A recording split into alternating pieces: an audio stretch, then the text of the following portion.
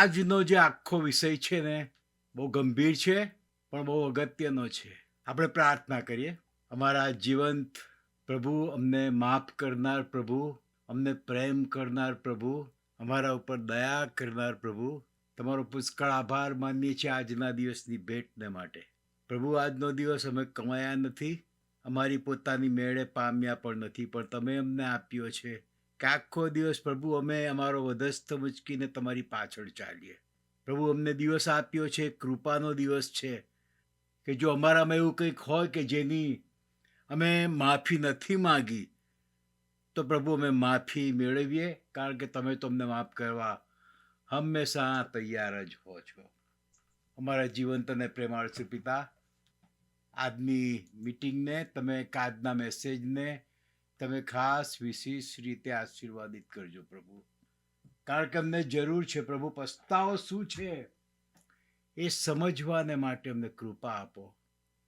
અમારા પ્રભુ અને અમારા દેવ, અમે સાચો પસ્તાવો કરીએ, એની ગંભીરતા સમજીએ અને તમારી ખૂબ નજદીક દરરોજ અમે તમારી ખૂબ નજદીક રહીએ એવી કૃપા તમે અમને આપો. તમારા પુત્ર, અમારા તારણહાર પ્રભુ ઈસુના નામમાં આ પ્રાર્થના તમે સાંભળો અને સ્વીકાર કરો. Amen, amen. આપણે છેલ્લા 2 મંગળવારથી યુના પ્રબોધક વિશે અભ્યાસ કરી રહ્યા છીએ. આપણે યુનાનો જે અભ્યાસ કરી રહ્યા છીએ ને, બહુ ઘણા લોકો કહે છે કે અમુક બાબતો અમે અગાઉ સાંભળી જ નથી, એવી બાબતો અમે સાંભળી તમારી પાસેથી, અને આજે પણ કદાચ એવી જ કંઈક બાબતો નીકળે. આજે આપણે યુનાની પ્રાર્થના ઉપર અને યુનાના પસ્તાવા ઉપર અભ્યાસ કરવાના છીએ. પસ્તાવો એ બહુ અગત્યનો વિષય છે. દુઃખની વાત છે કે ચર્ચિસના પુલપીટ પરથી અને બીજી જગ્યાએથી પસ્તાવાના વિષય ઉપર મેસેજીસ કે બાઇબલ અભ્યાસ બહુ અપાતો નથી. પસ્તાવો એ તો મુખ્ય વિષય છે આખા બાઇબલનો. જૂના કરારના પ્રબોધકોએ એ વખતના યહૂદી લોકોને પસ્તાવા વિશે કીધું, પણ લોકોને ગમ્યું નહીં, યાજકોને બી ના ગમ્યું, એટલે પ્રબોધકોના એ બધા વિરોધીઓ થઈ ગયા હતા. પછી યોહાન બાપ્તિસ્મા કરનાર આવ્યો, એનો મેસેજ શું હતો? પસ્તાવો કરો. એના ઉપર જ એનો મેસેજ હતો ને લોકો પસ્તાવો કરીને પછી બાપ્તિસ્મા લેવા માટે આવતા હતા. પ્રભુ ઈસુ ખ્રિસ્તનો મેસેજ શું હતો? પસ્તાવો કરો. એટલા માટે તો આ પૃથ્વી પર આવ્યા હતા કે આપણે પસ્તાવો કરીએ તો આપણા પાપોની માફી આપણને મળીએ અને આપણે અનંત જીવનના ભાગીદાર બનીએ. પસ્તાવો, પસ્તાવો, પસ્તાવો બહુ અગત્યની બાબત છે. અને આપણે આપણા જીવનમાં જે પસ્તાવો કરીએ તો કઈ ક્વોલિટીનો પસ્તાવો છે? તમને કદાચ લાગે કે આવડી પસ્તાવાની બી પાછી ક્વોલિટી હોય. હા, હોય. કારણ કે આપણે પેલી પ્રાર્થના કરીએ છીએ આકાશમાંના, એમાં બી આપણા પસ્તાવાની વાત આવે છે. જેમ અમે અમારા ઋણીઓને માફ કરીએ છીએ તેમ તમે અમારા ઋણો અમને માફ કરો. પણ ખરેખર આપણે આપણા ઋણીઓને માફ કરીએ છીએ? ખરેખર પસ્તાવ કરીને માફી માગીએ છીએ કે ખાલી એક રૂટીન પ્રેયર છે? આપણો પસ્તાવો કઈ જાતનો છે એ બાબત ઉપર હું આજે ભાર મૂકવાનો છું. બીજો અધ્યાય છે યુનાનું પુસ્તક, એનો બીજો અધ્યાય, અને એ બાબત હું વાંચું, આખીની પ્રાર્થના, પસ્તાવની પ્રાર્થના હું વાંચું એ પહેલાં હું તમારું એક ધ્યાન દોરવા માગું છું કે પ્રભુ ઈસુ ખ્રિસ્તે પોતાને પણ યુનાની સાથે સરખાવ્યા છે. યુનાની શરૂઆત કરી ત્યારે આપણે જોયું હતું કે એ જતો હતો અને તોફાન આવ્યું, પવનનું તોફાન આવ્યું ને જે કંઈ બન્યું એ આપણે જોયું હતું. અને એ જ રીતે પાઉલ પ્રેરિત પણ જ્યારે જતો હતો ત્યારે એના દરિયામાં તોફાન આવ્યું હતું. અને એ પાઉલના વખતમાં જે તોફાન આવ્યું અને યુનાના વખતમાં જે તોફાન આવ્યું એની કેટલી બધી સરખામણી છે એ બાબત પણ આપણે જોઈ હતી. હવે યુનાના તોફાનમાં એક બાબત એ છે કે તાર્સીસ જતો હતો. તમે તાર્સીસ ગયા છો કદી? હા, તાર્સીસ ગયા છો? તમે કહેશો કે ના. તમે તાર્સીસ જવાનો પ્રયત્ન કર્યો છે? હા, તાર્સીસ જવાનો પ્રયત્ન કર્યો છે? બધાની હા હોવી જોઈએ. બધાની હા હોવી જોઈએ. કારણ કે તાર્સીસ જવું એટલે કે ઈશ્વરની આજ્ઞાને ઉથાપીને ઈશ્વર જે કંઈ કહેતા હોય એનાથી અનાજ્ઞાંકિત થઈને આપણે કોઈ પણ જગ્યાએ જઈએ છીએ, ઈશ્વરથી ભાગ્યે છીએ, ઈશ્વરનું કહેવું કરવું નથી, તો એનો અર્થ એ થાય છે કે આપણે તાર્સીસ જઈએ છીએ. યુના નીકળ્યો તાર્સીસ જેવા પહોંચી ના શક્યો. ઈશ્વર એને રોક્યો, પણ એણે પ્રયત્ન તો કર્યો ને. એ જ રીતે આપણે આપણા જીવનમાં તાર્સીસ જવાનો પ્રયત્ન કરતા હોઈએ છીએ. કદાચ 1 વાર, 2 વાર, 3 વાર, પણ ઈશ્વર છે ને આપણને રોકે છે તોફાન લાવીને. કશુંક એવું કરીને આપણને રોકતા હોઈએ છીએ કે આપણે તાર્સીસ ના જઈએ. અને ઈશ્વરનો આપણે આભાર માનીએ. ભલે તોફાન તો તોફાન, પણ ઈશ્વર આપણને તાર્સીસ જતા રોકે. એ બહુ અગત્યનું છે ને. ઈશ્વરે યુનાને રોક્યો તાર્સીસ જતા. ઈશ્વરે આપણને ઘણીવાર રોક્યા હશે, જો તમે વિચાર કરો તો. મેડિટેરિયન સી, કે જ્યાં આગળ દરિયામાં યુના જઈ રહ્યો તો વાળની અંદર, એની છે ને ઊંડાઈ, આપણે દરિયાની ઊંડાઈ, નદીની ઊંડાઈ જુદી જુદી જગ્યાએ જુદી જુદી હોય. અમુક જગ્યાએ અમુક જાતની ઊંડાઈ હોય, અમુક જગ્યાએ વધારે બી ઊંડાઈ હોય. અને એ જ રીતે દરિયામાં પણ હોય છે. મેં જરા ચેક કર્યું, મને ખબર નહોતી એટલે મેં ચેક કર્યું કે આ મેડિટેરિયન સી, કે જ્યાં આગળ દરિયામાં યુના જઈ રહ્યો હતો, તો એની કેટલી ઊંડાઈ છે. એની ઓછામાં ઓછી ઊંડાઈ છે 1500 મીટર્સ, એટલે કે 4900 ફૂટ. એટલી આ દરિયાની ઊંડાઈ ઓછામાં ઓછી. પણ એનાથી બી વધારે, કારણ કે દરિયામાં જેમ જેમ જેમ જેમ વધારે જઈએ એમ એની ઊંડાઈ વધતી જાય. એટલે આ મેડિટેરિયન સીની ઊંડાઈ છે વધારેમાં વધારે 5267 મીટર્સ.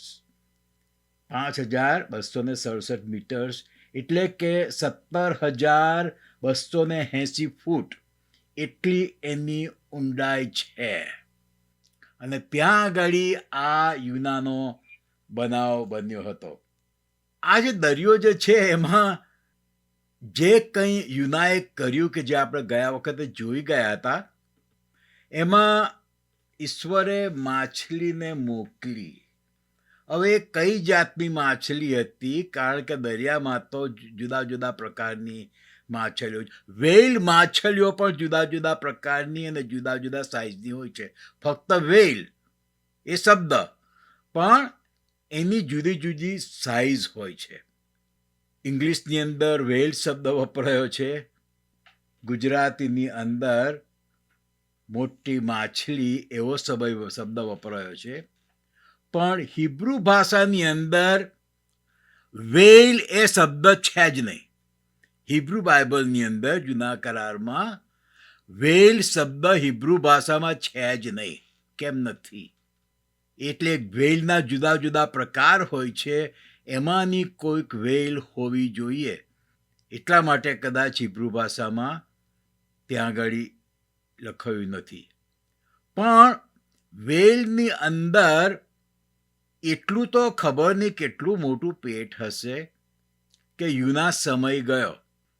કારણ કે ઈશ્વરે આ વેલને ખાસ યુનાને માટે બનાવી હતી. આપણે આવીએ બીજા અધ્યાયમાં જોઈએ. બીજા અધ્યાયમાં યુના આ વિશે કેવું લખે છે, તો એના પરથી આપણને ખ્યાલ આવશે કે એ વેલ, એ જે બી માછલી હોય, એ કેટલી મોટી હશે. અહીંયા યુએસએમાં પેન્સિલ્વેનિયામાં એક મોટું ખાસ ક્રિશ્ચિયન થિયેટર છે, મિલેનિયમ થિયેટર. અને ત્યાં આગળ જુદા જુદા બાઇબલના વિષયોના સરસ, બહુ સરસ શો એ લોકો બનાવે છે. જાણે આપણે આબેહૂબ જોતા હોય ને એવું જ આપણને લાગે. તો આ યુનાનો શો બી મેં શિલાએ જઈને જોયો હતો. તો એમાં એ લોકો યુનાને ઊભેલોય બતાવે છે, યુનાને માછલીના પેટમાં ચાલતોય બતાવે છે. હવે કેવી પરિસ્થિતિ હશે આપણે એક્ઝેક્ટ જાણતા નથી, પણ યુના જે કંઈ કરે છે ને એ જોવા જેવું છે. એના ઉપર હું તમારું ધ્યાન દોરવા માગું છું. 2 અધ્યાય. તે વખતે યુનાએ માછલીના પેટમાંથી પોતાના ઈશ્વર યહોવાને પ્રાર્થના કરી. માછલીના પેટમાંથી એણે પ્રાર્થના કરી છે. હવે એને નાખી દેવામાં આવ્યો, તો એ નાખી દીધો એ મોમેન્ટથી એ માછલીના પેટમાં ગયો ત્યાં સુધીનો સમયગાળો કેટલો હશે? કેટલી મિનિટો હશે? કંઈક હોવું જોઈએ, કારણ કે યુનાને નાખી દેવામાં આવ્યો. તરત ને તરત આ માછલી એને નથી ગળી ગઈ. મારી તો વર્ષો પહેલાં એવી માન્યતા હતી કે એને નાખી દીધો કે તરત જ વેલાઈને એને ગળી ગઈ અને માછલીના પેટમાં જીવતો રહ્યો. પણ પછી જેમ જેમ અભ્યાસ કરતો ગયો ત્યારે ખ્યાલ આવતો ગયો કે તરત ને તરત માછલી એને ગળી ગઈ નથી. વાંચીએ. તે વખતે યુનાએ માછલીના પેટમાંથી પોતાના ઈશ્વર યહોવાની પ્રાર્થના કરી. તેણે કહ્યું, મારી વિપત્તિને લીધે મેં યહોવાને વિનંતી કરી. જોયું ને, મેં ગયા વખતે કીધું હતું ને, માણસ વિપત્તિમાં આવે છે ને ત્યારે એમને ઈશ્વર યાદ આવે છે. વિપત્તિ નથી હોતી ને તારે ઈશ્વર યાદ નથી આવતા. પણ વિપત્તિ હોય કે મુસીબત હોય, કોઈ વાવાઝોડું હોય જીવનમાં કે કુટુંબમાં કે બધું, ત્યારે બધાને ઈશ્વર યાદ આવતા હોય છે. ખાસ કરીને ગંભીર માંદગી આવે ને ત્યારે ઈશ્વર યાદ આવે. કે છે મારી વિપત્તિને લીધે, સ્પષ્ટ લખ્યું છે, વિપત્તિને લીધે મેં યહોવાને વિનંતી કરી. કેમ ભાઈ? અત્યાર સુધી તો ભાગી રહ્યા હતા. અત્યાર સુધી ઈશ્વર યાદ ના આવ્યા, ભાગતા હતા ઈશ્વરથી ઉડાવ દીકરાની જેમ. હવે કેમ ઈશ્વર યાદ આવ્યા યુના? કેમ જરા? એ કહે છે કે મારી વિપત્તિને લીધે મેં યહોવાને વિનંતી કરી. વિપત્તિ ના આવી હોત ને તો યહોવાને યાદ બી ના કર્યા હોત. ચેક પહોંચી ગયો હોત, તેણે તાર્શીશ પહોંચી ગયો હોત. ને તેમણે મને ઉત્તર આપ્યો, શેઓલના પેટમાંથી મેં બૂમ પાડી ને તમે મારો સાદ સાંભળ્યો. જ્યારે વિપત્તિને લીધે એણે બૂમ મારી ત્યારે એણે વિનંતી કરી ત્યારે યહોવાએ ઉત્તર આપ્યો, અને જ્યારે શેઓલના પેટમાંથી બૂમ પાડી ત્યારે યહોવાએ યુનાનો સાદ સાંભળ્યો. શેઓલના પેટમાંથી, શેઓલ એ બિલકુલ ડેથ છે. તો એમ કેમ લખે છે કે શેઓલના પેટમાંથી? કારણ કે તો મરી જ નથી ગયો. મેં કેટલી જગ્યાએ જુદી જુદી ડિક્શનરીમાં અને અમુક કોમેન્ટ્રીમાં આ વિશે વાંચ્યું કે એવું કેમ લખે છે કે શેઓલના પેટમાંથી. તો મોટા ભાગના સ્કોલર્સનો એવો ઓપિનિયન છે કે એ નિયર ડેથ એક્સપિરિયન્સ, ઘણા લોકોને નિયર ડેથ એક્સપિરિયન્સ થાય છે. અમુક લોકો કહે છે કે હું 10 મિનિટ મરી ગયા, 15 મિનિટ, અમુક લોકો તો અડધો કલાક બી મૃત્યુ જાહેર કરેલા હોય છે, પણ પછી પાછા જીવી જાય છે. અને એ થોડીક મિનિટો કે અડધો કલાક જે કંઈ સમય હોય કે એમને મૃત્યુ પામી ગયા છે એવું જાહેર કરવામાં આવે છે, એ સમય એમને કંઈક એક્સપિરિયન્સ થતો હોય છે, સ્વર્ગીય એક્સપિરિયન્સ. એને નિયર ડેથ એક્સપિરિયન્સ કહે છે. આવું જ કંઈક યુનાને થયું હોવું જોઈએ. કારણ કે એમ શેઓલ શબ્દ વાપરે છે એટલે મરવાની અણી પર, અથવા તો લગભગ જાણે કે મરી ગયો હતો એ પોઝિશન પર એ આવ્યો હતો. ત્યારે પછી એણે એ જગ્યાએથી નિયર ડેથ એક્સપિરિયન્સમાંથી એણે ઈશ્વરને બૂમ પાડી અને ઈશ્વરે તોય એનો સાદ સાંભળ્યો. આ યુનાની વાતમાં આપણને એમ લાગે છે કે આ કોની સ્ટોરી છે? 4 જ અધ્યાય છે, સ્ટોરી કોની છે? કોઈ કહેશે કે આ યુનાના પુસ્તકમાં માછલીની સ્ટોરી છે.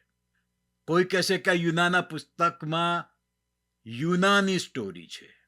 કોઈ કહેશે કે યુનાના પુસ્તકમાં તાર્શીશની સ્ટોરી છે કે યાફાની સ્ટોરી છે, 2 શહેરો. અને કોઈ કહેશે કે આ યુનાના પુસ્તકમાં એ નિનવેની સ્ટોરી છે. હકીકતમાંથી આમાંથી કોઈની સ્ટોરી નથી. આમાં આ સ્ટોરી, આખી યુનાની પુસ્તક એ કોની સ્ટોરી છે? ઈશ્વરની દયાની સ્ટોરી છે. ઈશ્વરના પ્રેમની સ્ટોરી છે. ઈશ્વરની દયા અને ઈશ્વરનો પ્રેમ અને ઈશ્વર કેટલા માફી આપવાના માટે આપણને તૈયાર હોય છે એની સ્ટોરી છે આ યુનાના પુસ્તકમાં. 3જી કલમ, કેમ કે તમે મને ઊંડાણમાં સમુદ્રના ભીતરમાં ફેંક્યો. યુનાને જ્યારે વાળમાંથી ફેંકી દીધો ને તો પાણીમાં ધીમે ધીમે ધીમે કરતા ગયો. ક્યાં સુધી ગયો? છેક ઊંડાણમાં. એ દરિયો ખબર નહીં એ જગ્યાએ કેટલું ઊંડું હશે આપણને ખબર નથી. એટલે મેં તમને બતાવ્યું કે ઓછામાં ઓછું આટલું ઊંડાણ, વધારેમાં વધારે આટલું ઊંડાણ. એમાં કઈ જગ્યાએ એ ગયો એ આપણે જાણતા નથી, પણ એ લખે છે, પોતે જ લખે છે, યુના પોતે જ લખે છે. એમાં કંઈ મારે ઉમેરવાની જરૂર નથી. તમે મને ઊંડાણમાં સમુદ્રના ભીતરમાં ફેંક. છેક ઊંડે સુધી ગયો છે. માછલી એને તરત ને તરત નથી ગળી ગઈ. એ છેક ઊંડાણમાં ગયો. પછી કહે છે મારી આસપાસ પાણી હતું. આ બધું એને યાદ આવે છે. પ્રાર્થના માછલીના પેટમાંથી કરે છે, પણ એ સમયે એને બધું યાદ આવે છે કે ક્યાં ગયો એ. ઊંડાણમાં ગયો, સમુદ્રના ભીતરમાં ગયો. એને યાદ આવે છે કે મારી આસપાસ પાણી હતું, કારણ કે ડૂબતો હતો ને એટલે બધો ખ્યાલ આવે ને બધું યાદ આવે છે. પછી કહે છે કે તમારા સર્વ મોજાઓ ને તમારી છોડો મારા પર ફરી વળ્યા. બિલકુલ પાણીમાં મોજાઓ અને છોડો જે કહે તો આ બધું એને યાદ આવે છે. ફેંક્યું એને વાણમાંથી, ત્યાંથી એ ઊંડાણમાં ગયો, ત્યાં સુધીનું બધું એને યાદ આવે છે. 4થી કલમ, મેં કહ્યું કે મને તમારી નજર આગળ ફેંકી દેવામાં આવ્યો છે. ઈશ્વરની નજર આગળ એને ફેંકી દેવામાં આવ્યો છે, કારણ કે એણે પોતે વાણમાંથી ઝંપલાવ્યું નહોતું. એણે કીધું કે મને ફેંકી દો, પણ એણે પોતે ને પોતે નથી ઝંપલાયું. એને પેલા લોકોએ એને ફેંકી દીધો. અને શરૂઆતમાં તો પેલા લોકો, આપણે ગયા વખતે જોયું હતું કે ફેંકવાય નતા માગતા કે આ મરી જશે, પણ પછીથી યુના કયા કરે છે, પછી એ લોકો એને ફેંકી દે છે. યુના પોતે નથી પડ્યો વાણમાંથી. એટલા જ માટે પ્રભુ ઈસુની સાથે સરખામણી છે કે પ્રભુ ઈસુ ખ્રિસ્ત પોતે ને પોતે એમના હાથે નથી ખીલા ઠોક્યા, પોતે ને પોતે પગે નથી ખીલા ઠોક્યા, પોતે ને પોતે કઈ માથાનો પેલો કાંટાળો મુગટ નથી પહેર્યો કે પોતે ને પોતે ભાલો નથી માર્યો. એમને મારવામાં આવ્યો છે. એ વિલિંગ હતા, રાજી ખુશીથી પોતે એ મરવા તૈયાર હતા. જેમ યુના રાજી ખુશીથી વાણમાંથી ફેંકી દઉં કહેતો તો, એ જ રીતે પ્રભુ ઈસુ બી ખ્રિસ્તી પોતે ને પોતે પોતાની ઈચ્છાથી હતા. અને જેમ યુનાને પેલા લોકોએ ફેંક્યો, એમ પ્રભુ ઈસુ ખ્રિસ્તને વધસ્તંભ પર આપણે જડ્યા, આપણા પાપોએ જડ્યા. એ પોતે ને પોતે નહીં, પણ વિલિંગ હતા અને આપણા પાપોએ એને વધસ્તંભ પર જોડ્યા. એનું વધારે થોડી ડિટેલ્સ આપણે ગયા વખતે જોઈ હતી. પણ કેવું લખે છે કે મને તમારી નજર આગળ ફેંકી દેવામાં આવ્યો છે. આ પ્રભુ, હું મારી પોતાની મેળે નથી ઝંપલાવ્યું મેં વાણમાંથી, મને ફેંકી દેવામાં આવ્યો છે. તો પણ હું ફરીથી તમારા પવિત્ર મંદિર તરફ જોઈશ. જ્યારે એને ફેંકી દીધો ને ત્યારે એને જાત જાતના વિચારો આવતા હશે, જાત જાતનો પસ્તાવો થતો હશે, પણ એ સમય દરમિયાન એ કરતો નથી. એ પસ્તાવો કરે છે ક્યારે માછલી એને ગળી જાય છે ને પછી. 5મી કલમ, પાણી મારી આસપાસ ફરી વળ્યા. હા, મારો જીવ જતા સુધી ફરી વળ્યા છે કે લખ્યા છે ને, મારો જીવ જતા સુધી. એટલે એ મોમેન્ટ સુધી આવી ગયો હતો કે જાણે કે જીવ જતો જ રહ્યો. એ મોમેન્ટ સુધી એ હતો પાણીમાં ને પાણીમાં. હજી સુધી વેલ એને ગળી ગઈ નથી, પણ પાણીમાં જેની પરિસ્થિતિ થઈ ગઈ, એટલા માટે એ શેઓલ એ શબ્દ વાપરે છે. મારો જીવ જતા સુધી ફરી વળ્યો, મારી આસપાસ ઊંડાણ હતું, મારા માથાની આસપાસ દરિયાઈ છોડ વીંટાઈ ગયા હતા. દરિયાઈ છોડ ક્યાં હોય? તળિયે હોય દરિયાના. દરિયાના તળિયે હોય. ઘણીવાર આપણે ટીવી પર એવા ખાસ નેશનલ જિયોગ્રાફિક ને એવા બધા અમુક ખાસ શો જોઈએ છે. બહુ ઇન્ટરેસ્ટિંગ હોય છે, એજ્યુકેશનલ હોય છે. અને ત્યારે આપણે જોઈએ છે દરિયાના તળે શું શું હોય છે, કેવું હોય છે. હા, તો કહે છે કે મારા માથાની આસપાસ દરિયાઈ છોડ વીંટાઈ ગયા હતા. ધેટ મીન્સ કે દરિયાને તળિયે સુધી એ ગયો. એને ફેંકી દીધો વાણમાંથી, તો એ છેક દરિયાના તળિયે સુધી ગયો. હવે તળિયે સુધી ગયો ત્યાં સુધી વેલ માછલી એને ગળી ગઈ નથી. ગળી ગઈ હોત તો એ આવા તળિયે જાત જ નહીં ને, કોઈ પ્રશ્ન જ નહોતો. પણ મારા માથાની આસપાસ દરિયાઈ છોડ વીંટાઈ ગયા હતા. હું પર્વતોના તળિયા સુધી ઉતરી ગયો. સે પોતે જ લખે છે કે પર્વતોના તળિયા સુધી, એ દરિયાનો નીચેનો સૌથી ભાગ એ નીચામાં નીચો ગણાય છે, કે જે પૃથ્વીએ પોતાની ભૂંગળો મારા પર સદાને માટે બંધ કરી દીધી હતી. એટલે આ યુનાને નિયર ડેથ એક્સપિરિયન્સ થયો છે. આટલું બધું થાય, નાખી દે પાણીમાં, શ્વાસ બી ના લેવાય, પાણી બી બધું કેટલું શરીરમાં જતું રહે, છેક દરિયાના તળિયા સુધી જાય છે.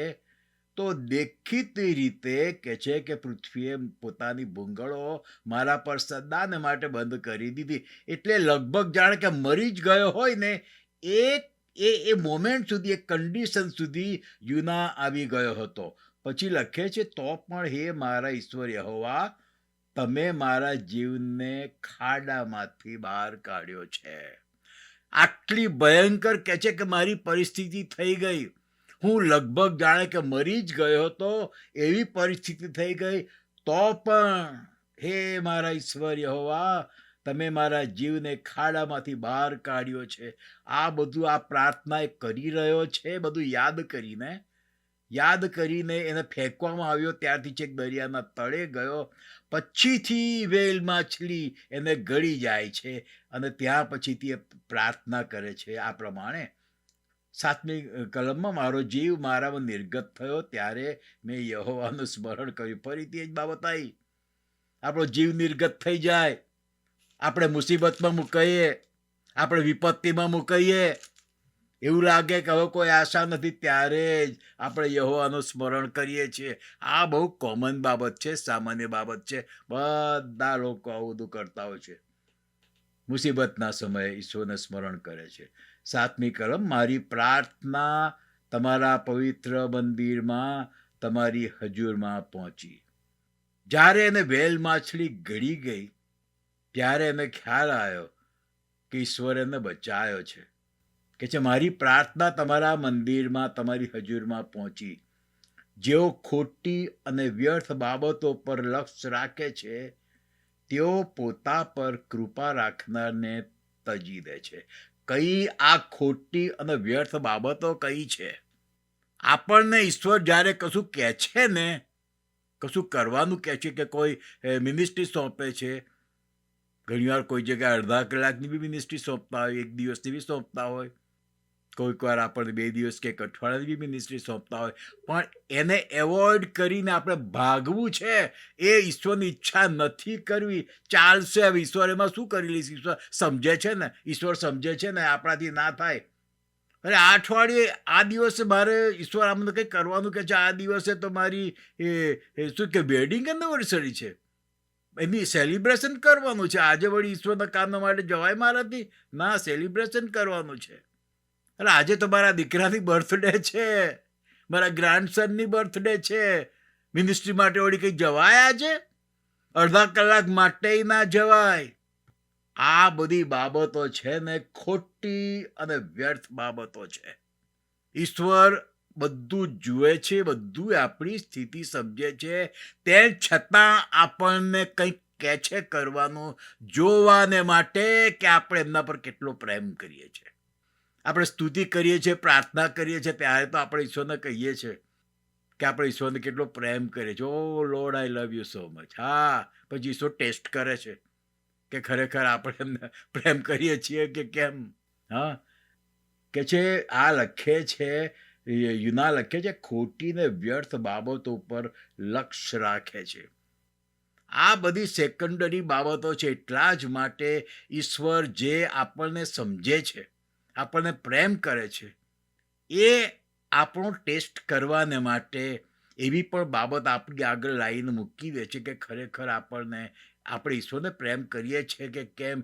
બાઇબલમાં લખ્યું છે ને, ઈશ્વરે કીધું છે કે જે કોઈ પોતાની સ્ત્રી કે હસબન્ડ, દીકરા કે દીકરી, મા બાપને, ભાઈ બહેનોને મૂકીને, પોતાનો વધસ્ત મૂચકીને મારી પાછળ જે ચાલતું નથી ને, એ મારો શિષ્ય થઈ શકતો નથી. પ્રભુ ઈસુ ખ્રિસ્તના શિષ્ય થવાને માટે બધું મૂકી દેવું પડે છે. બધું મૂકી દેવું પડે છે.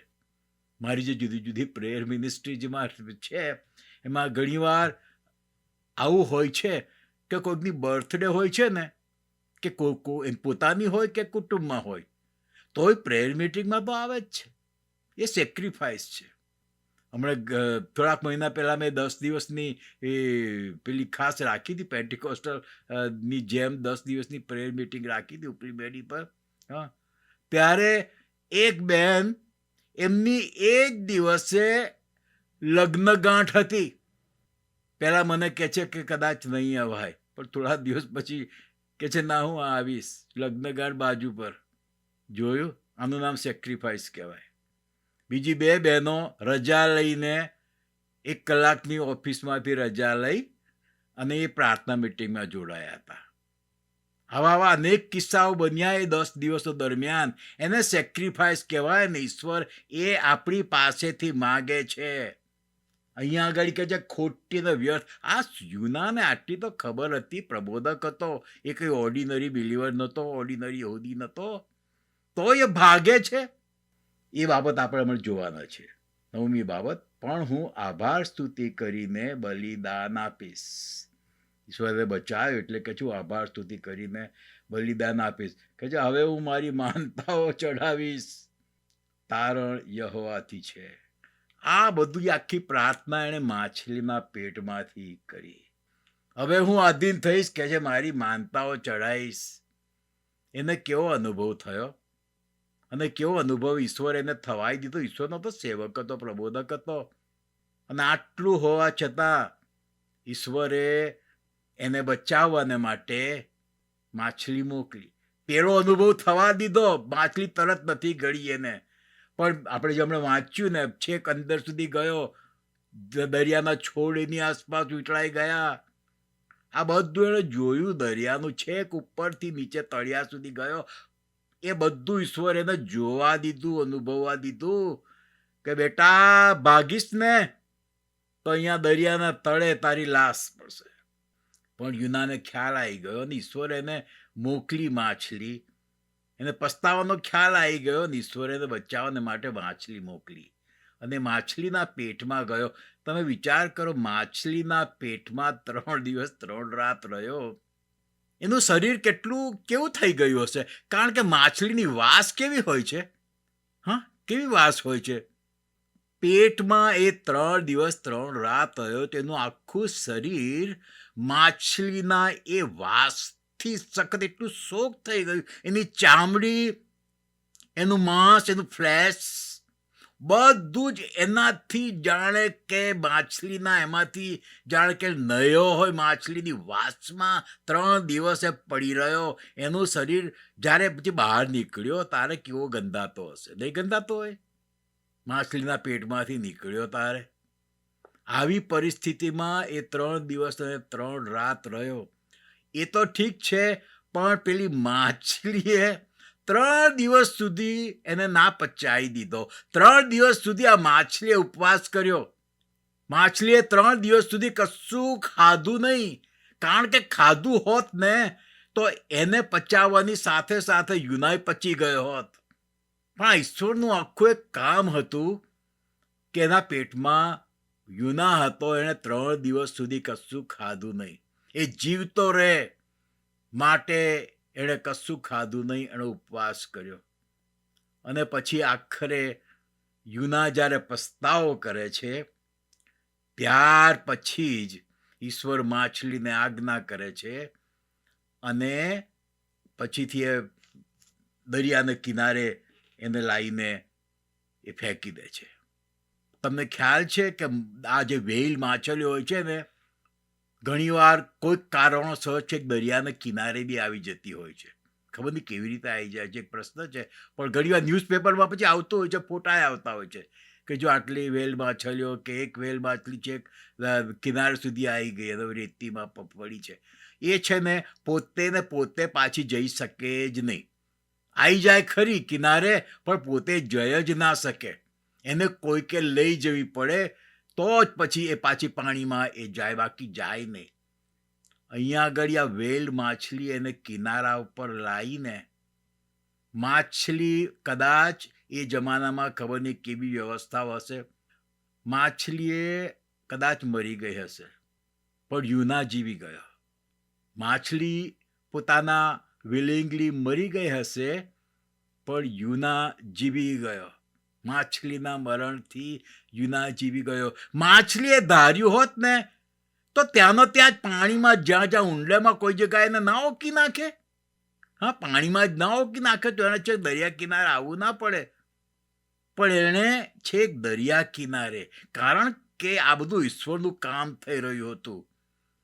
ઈશ્વર માછલીમાં કામ કરી રહ્યો હતો અને યુનામાં કામ કરી રહ્યો હતો. અને ઈશ્વરે માછલીને પાણીમાં જેને ના ઓકી કાઢવાનું કીધું, પણ છેક કિનારે લાવીને એને ઓકી કાઢવાનું કીધું. અને ખબર નહીં, યુનાની પાસે જ્યારે ગયો યાફા અને પછી વાણમાં બેઠો, એની પાસે કદાચ થોડાક જોડી કપડાં તો હશે, પણ એ તો બધું પેલા વાણમાં જ રહી ગયું. એને તો ફેંકી દીધો છે. એની પાસે કોઈ બીજા કપડાંય નહીં. એ કેમનો નીનવે ગયો? એ ગંધાતા કપડાં જ પહેરીને ગયો હશે કે પછી ખબર નહીં ત્યાં આગળ થોડુંક રોકાયો હશે, દરિયાના પાણીમાં, ખારા પાણીમાં એના કપડાં એને ધોયા હશે, ખારા પાણીમાં એ નહાયો હશે, પોતાને ક્લીન કર્યો હશે અને પછી નીનવે ગયો હશે. આપણે કશું જાણતા નથી.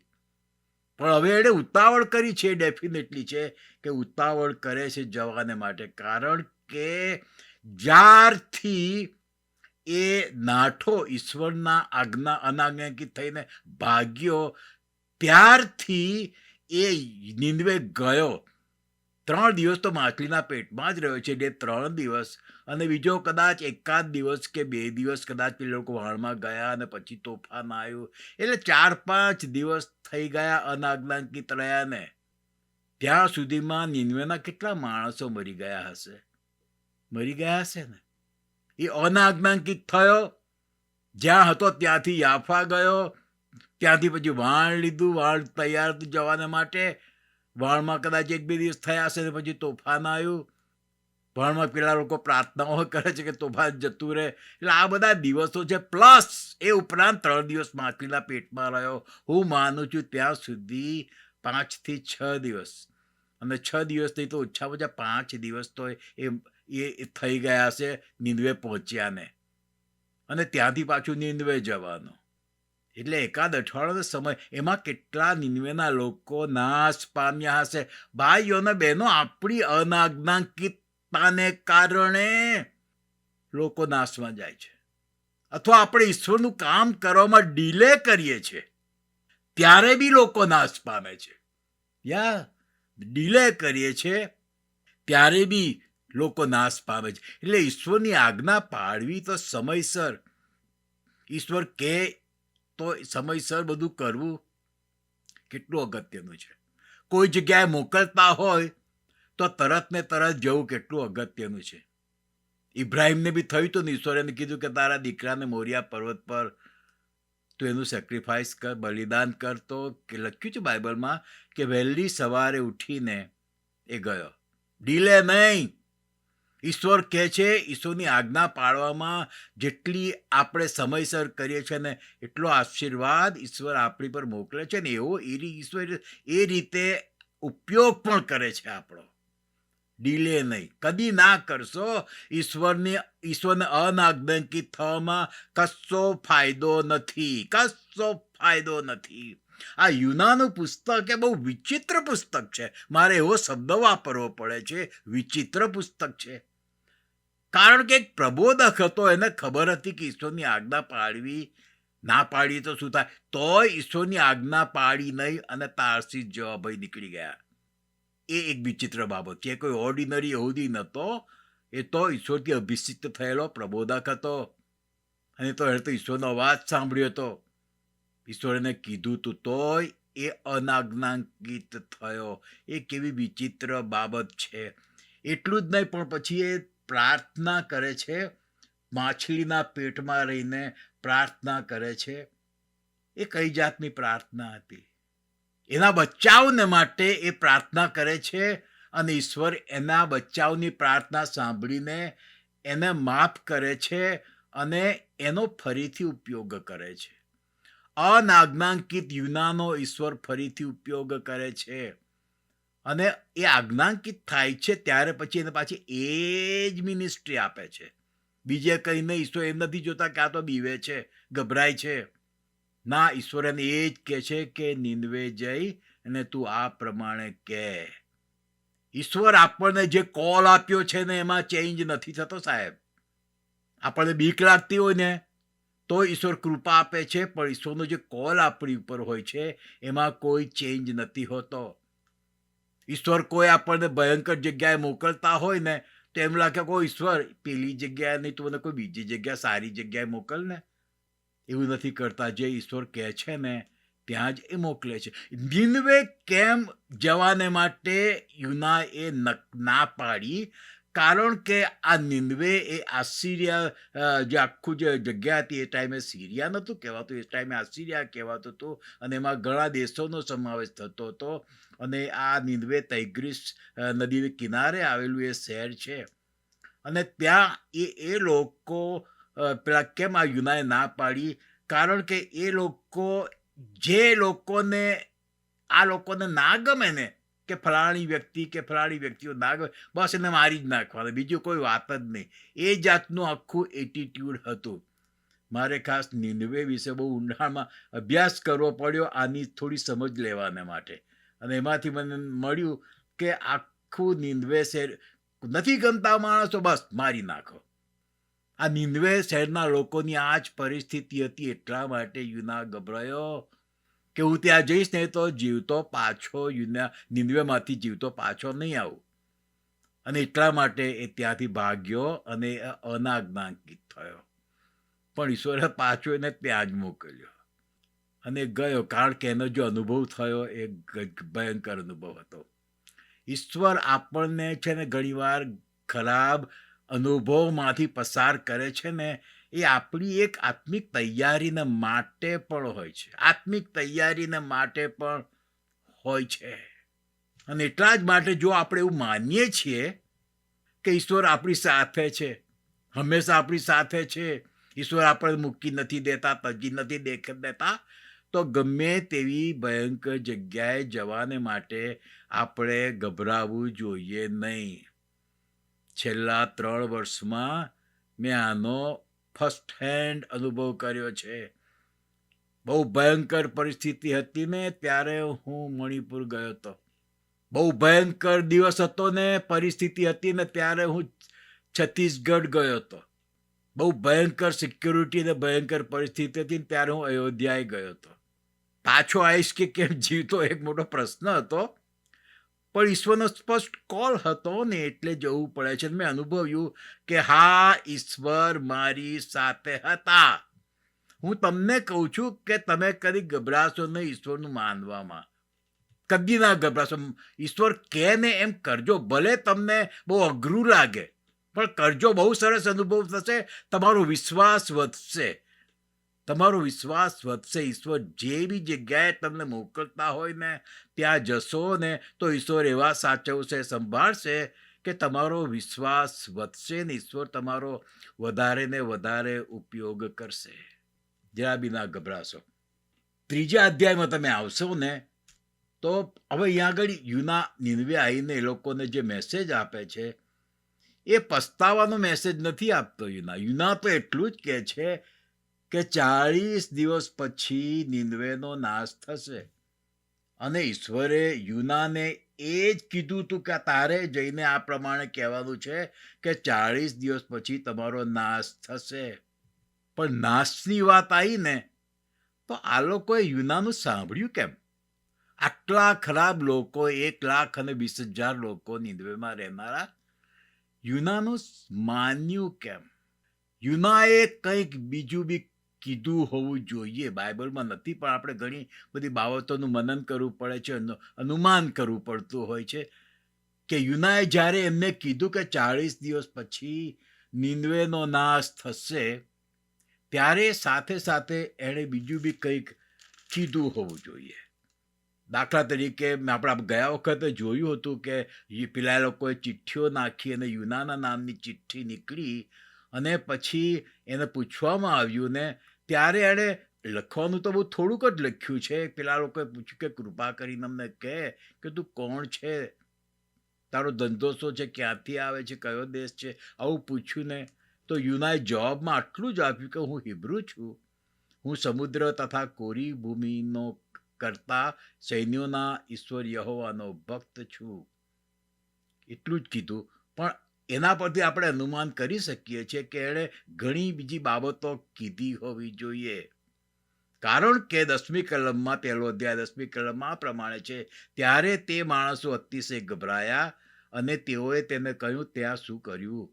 કેમ કે તેના કયાથી, યુનાના કયાથી તે માણસોએ જાણ્યું કે તે યહોવાની હજુરમાંથી નાસી જાય છે.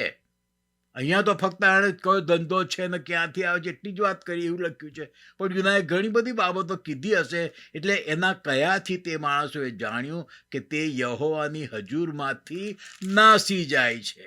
એટલે એ જ રીતે અહીંયા આગળ યુનાએ આ જે મેસેજ આપ્યો 40 દિવસ પછી નિનવેનો નાશ થશે, એની સાથે એણે બીજી બાબતો પણ કીધી હોવી જોઈએ કે જેને કારણે આ લોકોને વિશ્વાસ બેઠો. અને હું માનું છું ત્યાં સુધી એને જે અનુભવ થયો દરિયાનો, એ આખી સ્ટોરી એણે એ લોકોને કીધી હશે. ઘણી વાર મને હસતા હસતા એવો વિચાર આવે છે કે જ્યારે લોકો એને બધાને પ્રીચ કરતો હતો કે 40 દિવસ પછી નિનવેનો નાશ થશે, જે લોકોની પાસેથી પસાર થતા હશે ને એમને માછલીની વાસ બી આવતી હશે, ગંધાતો હશે. કારણ કે એટલો બધો એ માછલીની વાસમાંના પેટમાં શોક થઈ ગયો હતો. અને પછીથી આખી યુનાએ જે પસ્તાવાની વાત કરી હશે ને કે જેના કારણે 5મી કલમમાં લખ્યું છે, 3જો અધ્યાય 5મી કલમ, નિનવેના લોકોએ ઈશ્વરના વચન પર વિશ્વાસ કર્યો. આટલા ખરાબ લોકોએ ઈશ્વરના વચન પર વિશ્વાસ કર્યો.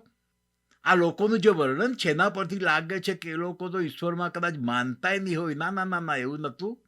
એ લોકો ઈશ્વર માનતા હતા, એમના ઘણા દેવી દેવીઓ હતા.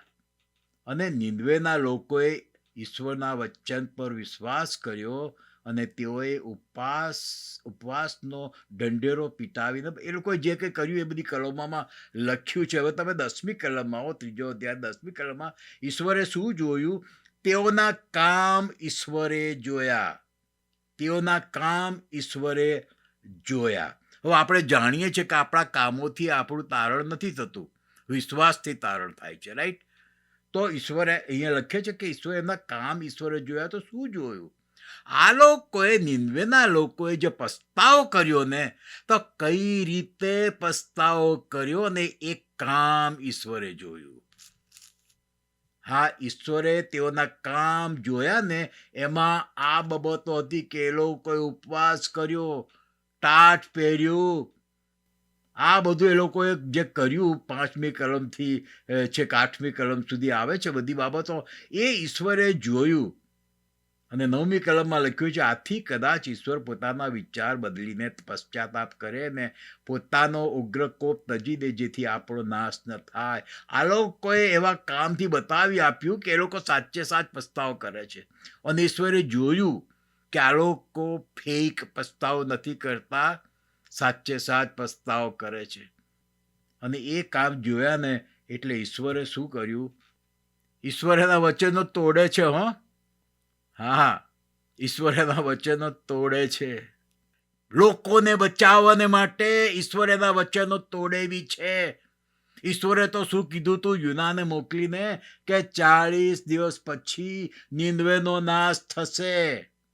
પણ આ લોકોએ પસ્તાવો કર્યો, સાચે સાચ પસ્તાવો કર્યો તો ઈશ્વરે એનું વચન ના પાડ્યું. હા, ઈશ્વર બચાવવાને માટે એનું વચન પાળતા નથી. અને આખા નિનવેને 1,20,000 લોકો બચી ગયા. અને એ બાબત યુનાને ના ગમે કે જે ઈશ્વર વળી એનું વચન તોડે, ઈશ્વર એનું વચન તોડે. અને એ બાબત એને ના ગમી કે જે મેં તો લોકોને કીધું હતું કે 40 દિવસ પછી બધાનો નાશ થશે. તો એવું તો કશું થયું નહીં. ઉલટા આ લોકોએ તો પસ્તાવ કરીને બચી ગયા. યુના છે ને, આપણે યુના જેવું ઘણીવાર કરીએ છીએ. જ્યારે યુના મરતો હતો ને દરિયાના પાણીમાં, ત્યારે એણે પસ્તાવાની પ્રાર્થના કરી અને ઈશ્વરે એને બચાવી લીધો. હવે અહીંયા પેલા લોકો પસ્તાવાની પ્રાર્થના કરે છે અને ઈશ્વર એને બચાવી લે છે. એ યુનાને નથી ગમતું. ભૂલી ગયો, પોતાની પરિસ્થિતિ ભૂલી ગયો. આપણે ઘણીવાર આવું કરીએ છીએ. પ્રભુ તું મને બચાવ પણ પેલાને નહીં. પ્રભુ તું મારા કુટુંબને બચાય પણ પેલા કુટુંબને નહીં. આ એટીટ્યુડ હતું યુનાનું. પ્રબોધક હતો પણ એનામાં કેટલી બધી નબળાઈ હતી. એણે જોવું જોઈએ ને કે હું મરતો તો એમાંથી ઈશ્વરે મને બચાયો. તો પછી ઈશ્વર આ લોકોને મરતા બચાવી રહ્યા છે તો એણે આનંદ કરવો જોઈએ ને. પણ એ પોતાની પરિસ્થિતિ ભૂલી ગયો. અને આપણે ઘણીવાર એવું જ કરીએ છીએ. આપણે કઈ પરિસ્થિતિમાંથી પસાર થયા છીએ આપણે ભૂલી જઈએ છીએ ને બીજાની બાબતો જોઈએ છે. આપણાથી કશું ભૂતકાળમાં પાપ ખરાબ થઈ ગઈ હોય ને ઈશ્વર આપણને માફી આપી દીધી હોય, આપણને માફી મળી હોય, તો પણ બીજાનું આપણે જોઈએ છે ને તો માઇક્રોફોન લઈને બધાને કહીએ છીએ. ભૂલી જઈએ છીએ કે આપણને ઈશ્વરે માફી આપી છે તો ઈશ્વર બીજાને કેમ ના આપે. આ યુનાની એક મોટી નબળાઈ હતી. અને ઈશ્વર એટલા જ માટે કહે છે, એને જો છેલ્લી કલમ 4થો અધ્યાય ને એની છેલ્લી કલમ એનો છેલ્લો ભાગ, તે નગર પર મને દયા ના આવે. આ તો દયાનો ઈશ્વર છે સાહેબ. યહોવા દેવ, પિતા પુત્ર પવિત્ર આત્મા દયાનો દેવ છે. ઓ યુના, મેં તને બચાયો, તે પ્રાર્થના કરી પસ્તાવો કર્યો, મેં તને બચાયો, તો શું મારે આ લોકોને ના બચાવવા જોઈએ? ઈશ્વર બીજાઓને બચાવે, આપણા દુશ્મનોને બચાવે તો આપણને દુઃખ થાય કે આ તો મારો દુશ્મન છે, ઈશ્વરે એને શું કામ બચાયો? આવું યુનાને જ થયું. યુનાના આ જે નિનવેના લોકો હતા એ ઈશ્વરના લોકો, જે આપણે ઇઝરાયલ કહીએ છીએ, એના દુશ્મનો હતા. એ જે આસિરિયાનો રાજા અને જુદા જુદા રાજાઓ, એ આપણે જાણીએ છીએ હઝકીએલ રાજાના પુસ્તકમાં ને બધા આપણે જોઈએ છીએ, લોકો એટેક કરતા હતા અને પાછા ભાગવું પડ્યું હતું ને ઈશ્વરે યરૂશાલેમને બચાવ્યું હતું, એને બધું થયું હતું. આ દુશ્મનો હતા ઇઝરાયલના, યહૂદી લોકોના દુશ્મનો હતા અને એમને બચાયા ને ઈશ્વરે, તો યુનાને ના ગમ્યું. આપણા દુશ્મનોને ઈશ્વર બચાવે તો આપણને દુઃખ થાય કે આનંદ થાય? આ બી એક પ્રશ્ન જોવા જેવો છે. યુનાનો પસ્તાવો કઈ જાતનો હતો? એક બાબત તો આપણને લાગે છે કે સાચો પસ્તાવો હતો. ઈશ્વરે એટલા જ માટે તો એને બચાવી લીધો. પણ એને બીજા લોકોના પસ્તાવામાં કેમ ઇન્ટરેસ્ટ નથી? બીજાઓના બચાવમાં કેમ એને ઇન્ટરેસ્ટ નથી? મરતો ઈશ્વર એને બચાયો. ઈશ્વર અહીંયા આ લોકોને 40 દિવસ પછી શહેરનો નાશ કરવાનો હતો, ઈશ્વર એમને બચાવી લે છે. તો કેમ યુનાને દુઃખ લાગે છે? આપણને દુઃખ લાગે છે આપણા દુશ્મનોને ઈશ્વર મદદ કરે તો? આપણા દુશ્મનોને ઈશ્વર બચાવી લે તો? આપણા દુશ્મનોને ઈશ્વર માફ કરી દે તો? આપણા દુશ્મનો પસ્તાવો કરે તો? આપણને દુઃખ લાગે છે કે આપણે એમનું જોવું છે, એમનો નાશ જોવો છે, કે એમનામાં કશું ખરાબ થાય એવું જોવું છે? બહુ વિચિત્ર આખું પુસ્તક છે. યુના પહેલા ભાગે છે, પછી ઈશ્વર એને રોકે છે, બચાવી લે છે, એને પાપોની માફી આપે છે, અનાજ્ઞાકિતપણાની. ઈશ્વર એને બચાવી લે છે. ભૂલી ગયો એ, અને ઈશ્વર પેલા લોકો પસ્તાવો કરે છે ને એમને બચાવે છે. એ યુનાને નથી ગમતું. કઈ જાતના આપણો પસ્તાવો કઈ જાતનો છે? ઈશ્વર આપણા દુશ્મનોને બચાવે છે તો આપણને આનંદ થાય છે કે દુઃખ થાય છે? ઈશ્વર કહે છે કે તે નગર પર મને દયા ના આવે. આપણો આ આખો યુનાનો મેસેજ છે ને દયા અને પ્રેમનો છે. માછલીની વાત નથી, નિનવેની વાત નથી, યુનાની વાત નથી, યાફા અને તાર્શીસની વાત નથી. આમાં તો ઈશ્વરના પ્રેમ અને ઈશ્વરની દયાની વાત છે. અને છેલ્લે હું આ બાબત પર તમારું ધ્યાન દોરવા માંગુ છું કે આટલી નબળી વ્યક્તિનો ઈશ્વરે એક શહેરનો બચાવ કરવાને માટે ઉપયોગ કર્યો, તો પછી મારો અને તમારો ઉપયોગ ઈશ્વર આપણા શહેરને બચાવવાને માટે ના કરે? અમદાવાદ શહેરને બચાવી લેવાને માટે ઈશ્વર મારો ને તમારો ઉપયોગ ના કરે, મારો ઉપયોગ ના કરે, કારણ કે હું અમદાવાદનો છું. નડિયાદને બચાવવાને માટે ઈશ્વર તમારો ઉપયોગ ના કરે, તમે નડિયાદમાં છો. આણંદને બચાવવાને માટે શું ઈશ્વર તમારો ઉપયોગ ના કરે? ઓ મારામાં તો આ નબળાઈ છે, પેલી નબળાઈ છે. સટઅપ. શેતાન આપણને આપણી નબળાઈઓ જ બતાવે છે કે તમારો ઉપયોગ નહીં થાય. તમે કોઈ ઈશ્વરને કોઈ કામના નથી, કોઈ કામના નથી. પણ ઈશ્વરે આ યુનાનો કેવો ઉપયોગ કર્યો. યસ, આજે મારા ઝૂમ દ્વારા અમદાવાદથી છે, નડિયાદથી છે, આણંદથી છે, વડોદરાથી છે, સુરતથી છે. આ બધા શહેરોમાંથી ઝૂમ દ્વારા આ મીટિંગમાં બધા જોડાય છે અને દર અઠવાડિયે જોડાતા હોય છે. એટલે જ હું આ બાબત લાવવા માંગુ છું. વડોદરાને બચાવવા માટે તમારો ઉપયોગ ના કરી શકે ઈશ્વર? ભલે તમારામાં ગમણે એટલી નબળાઈ છે. યુનાની નબળાઈ તો જુઓ. પેલા ભાગે છે, પછી બચાવી લે છે, નિનવે બચાવી લે છે ઈશ્વર, તો પાછું દુઃખી થાય છે, ડિપ્રેસ થઈ જાય છે. આટલી બધી નબળાઈઓ હોવા છતાં ઈશ્વરે યુનાનો ઉપયોગ કર્યો. એક માણસને બચાવવાને માટે નહીં, બે માણસને બચાવવાને માટે નહીં, આખા શહેરને બચાવી લેવાને માટે. આખા શહેરને બચાવી લેવાને માટે. કારણ કે એણે એટલું કર્યું કે ગયો, આખરે ગયો. હા ભાઈઓ ને બહેનો, ઈશ્વર આપણને મોકલવા માંગે છે આપણા શહેરને બચાવવાને માટે. યુના ગયો આખરે, અને એ નબળા યુનાનો ઈશ્વરે ઉપયોગ કર્યો. જ્યારે ઈશ્વરે યુનાનો ઉપયોગ કર્યો ત્યારે પણ એનામાં નબળાઈ હતી, ત્યારે પણ નબળાઈ હતી, એ આપણે જોયું. પણ એટલીસ્ટ એ આધીન થયો, એટલે ઈશ્વરે એનો ઉપયોગ કર્યો. અને એટલા જ માટે આપણે એમ કહી શકીએ કે આટલા જેટલા પ્રબોધકો છે જૂના કરારમાં, એમાંથી મોસ્ટ સક્સેસફુલ જો કોઈ પ્રબોધક હોય ને તો એ યુના છે, કે જેનામાં આટલી નબળાઈઓ હતી તેમ છતાં આટલો સક્સેસફુલ પ્રબોધક થયો. કારણ કે એનાથી આખું શહેર બચી ગયું. રિવાઇવલ ફાટી નીકળ્યું નિનવેમાં. એક માણસ, બે માણસ નહીં, 1,20,000 લોકો બચી ગયા. રિવાઇવલ ફાટી નીકળ્યું. યશાયા હતો પ્રબોધક, તારે રિવાઇવલ ફાટ્યું તો કોઈ જગ્યાએ. યિર્મયાહ હતો, જુદા જુદા પ્રબોધકો હતા, ત્યારે એમની સ્ટોરી આપણે વાંચીએ છીએ બાઇબલમાં, ત્યારે એમાં હતા તારે કોઈ બી જગ્યાએ રિવાઇવલ ફાટી નીકળ્યું? નોટ ટુ માય નોલેજ, મારા ખ્યાલ પ્રમાણે નથી. પણ યુનાના પુસ્તકમાં તો સ્પષ્ટ છે કે આટલી એનામાં નબળાઈ હોવા છતાં ઈશ્વરે એનો ઉપયોગ કર્યો આખા શહેરમાં રિવાઇવલ લાવવાને માટે.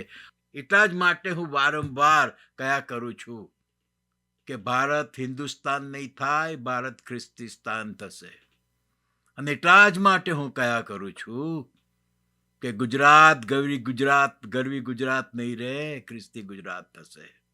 ઈશ્વર મારો અને તમારો ગુજરાતના શહેરોને બચાવવા માટે ઉપયોગ કરવા માંગે છે.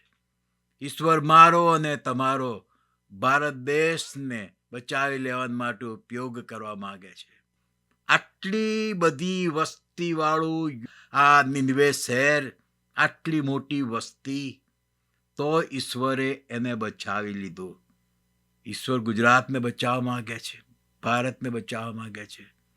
તમે જાણો છો ભાઈઓ અને બહેનો, ઈશ્વર અમદાવાદને બચાવવા માંગે છે, નડિયાદ, આણંદ, વડોદરાને બચાવવા માંગે છે. ઈશ્વર ભરૂચ, સુરત, વલસાડને બચાવવા માંગે છે. ઈશ્વર ગોધરાને બચાવવા માંગે છે. ગુજરાત, રાજકોટ, ભાવનગર, બધાને બચાવવા માંગે છે. પણ જેમ યુનાની સાથે એમણે વાત કરી એમ આપણી સાથે વાત કરી રહ્યા છે. ઈશ્વર આપણને મોકલવા માંગે છે. અહીં બેઠા બેઠા પણ આપણે પ્રાર્થના દ્વારા આ શહેરોમાં જઈ શકીએ છીએ. અહીં બેઠા બેઠા પણ આપણે આ શહેરોને બચાવી શકીએ છીએ. મારે ઘણું બધું કહેવું છે પણ મારી પાસે સમય નથી, એટલે હું અહીંયા આગળ બંધ કરું છું. અને એવું લાગશે મને તો હું આવતા અને આનું કન્ક્લુઝન હું તે વખતે લાવવા માગું છું, કારણ કે આમાં મારા ને તમારા માટે એક જબરજસ્ત લેસન છે.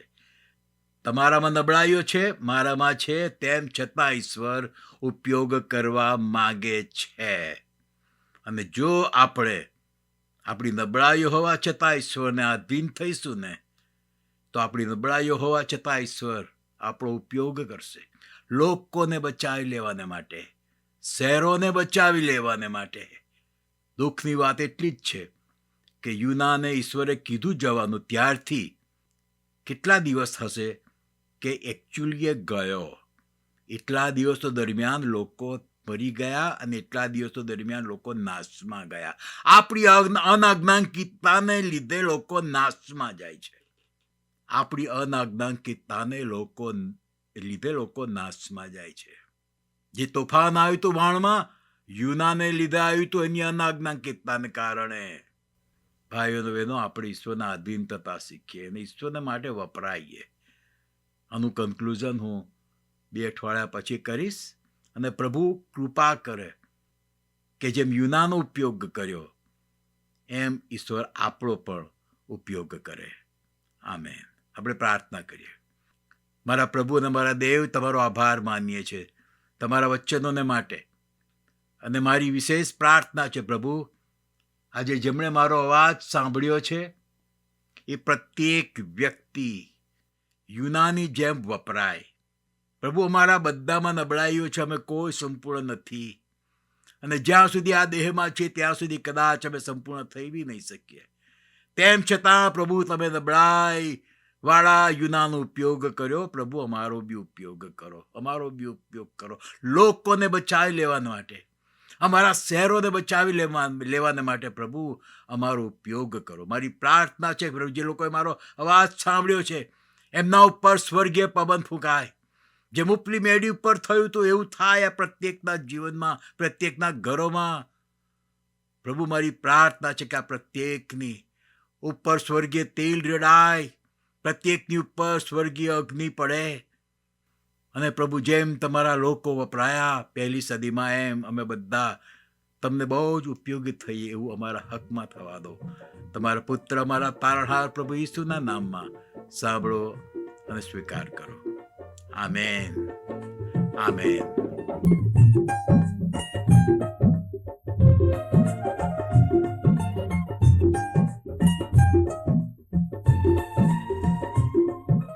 सहरा में जाकर नया गुलशन बनाओ, अंधियारी नगरी में जाके जोत जलाओ.